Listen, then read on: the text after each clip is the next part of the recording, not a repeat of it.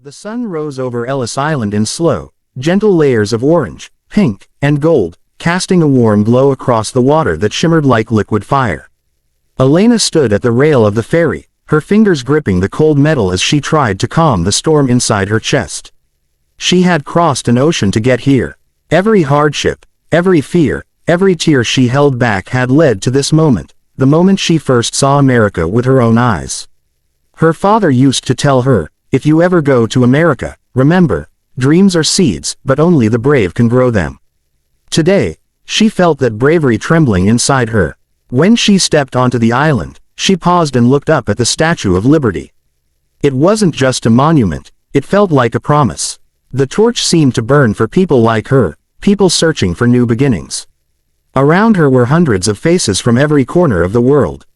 Some carried children, some carried only a bag, and some, like Elena, carried stories of struggle they never wanted to live again.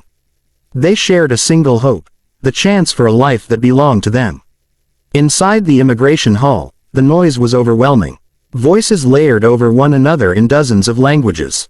Papers shuffled endlessly. The room smelled of damp coats, sweat, and nervous anticipation.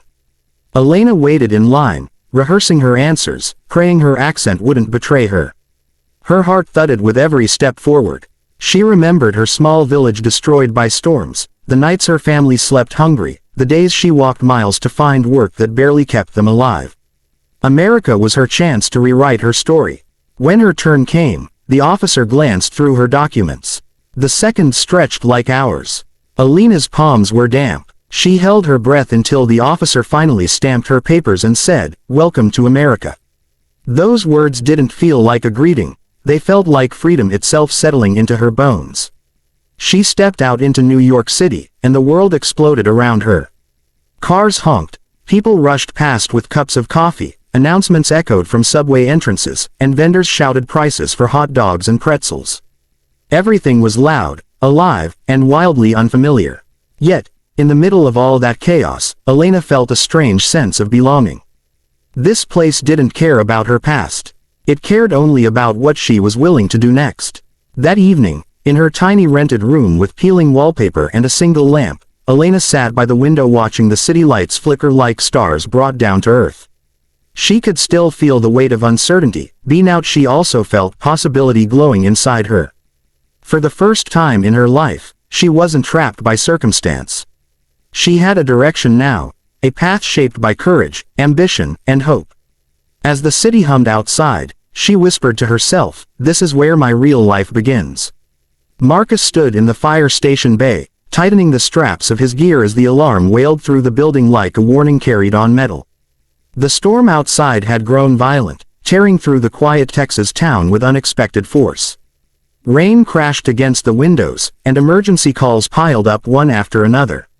Marcus felt the familiar shift inside him, that silent, steadying resolve that always came in moments like this.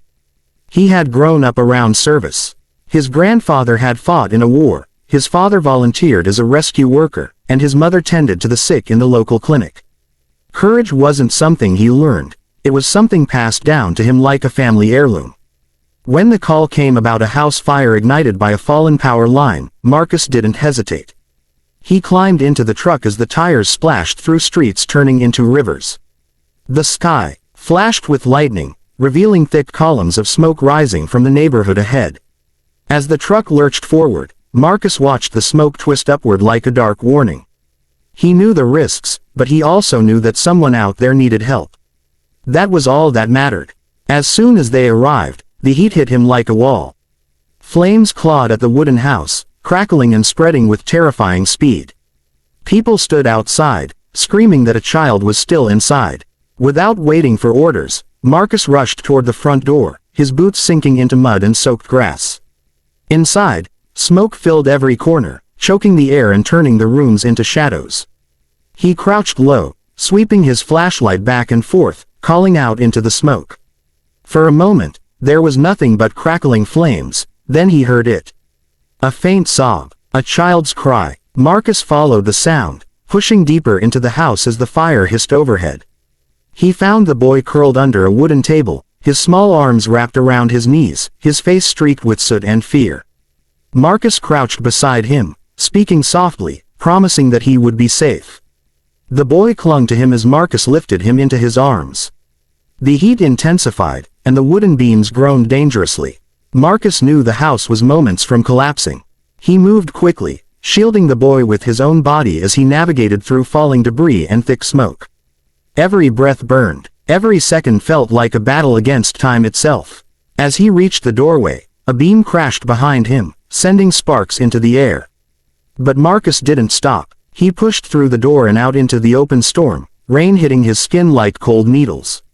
The crowd gasped with relief as he emerged carrying the child. The boy's mother rushed forward, crying and repeating, "Thank you," again and again. Marcus handed the child over gently, his chest heaving.